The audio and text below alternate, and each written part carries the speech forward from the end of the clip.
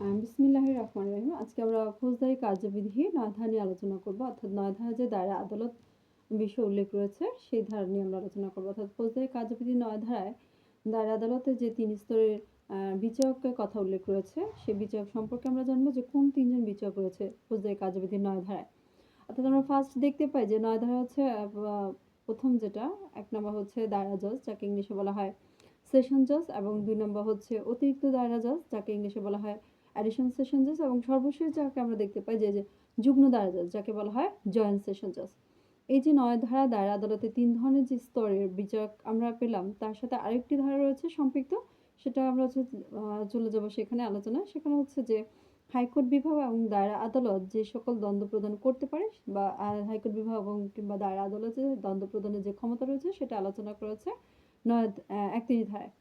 ৩১ ধারায় এই যে ৩১-১, ৩১-২ এবং ৩১-৩ হাইকোর্ট বিভাগ, তারপর দায়রা জজ বা অতিরিক্ত দায়রা জজ এবং যুগ্ম দায়রা জজ যে ধরনের দ্বন্দ্বগুলো প্রদান করতে পারে সেই সম্পর্কে আমরা আলোচনা করব।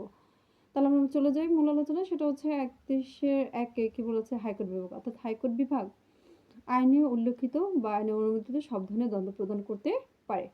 ৩১-২ আমরা আলোচনা করব। ৩১-২ বলেছে যে যুগ্ম দায়রা জজ বা অতিরিক্ত দায়রা জজের শাস্তি প্রদান বা দ্বন্দ্ব প্রদানের ক্ষমতা। সে হচ্ছে যে মৃত্যুদণ্ড ব্যতীত সব ধরনের আইনে অনুমোদিত দ্বন্দ্ব সে প্রদান করতে পারে।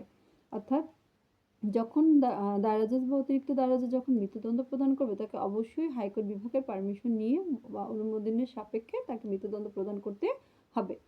এরপর আমরা সর্বশেষ চলে যাচ্ছি, সেটা হচ্ছে যে যুগ্ম দায়রা জজ কোন ধরনের শাস্তি প্রদান করতে পারবে বা দণ্ড প্রদান করতে পারবে, সেই ক্ষমতা বা এখতিয়ার তার কতটুকু।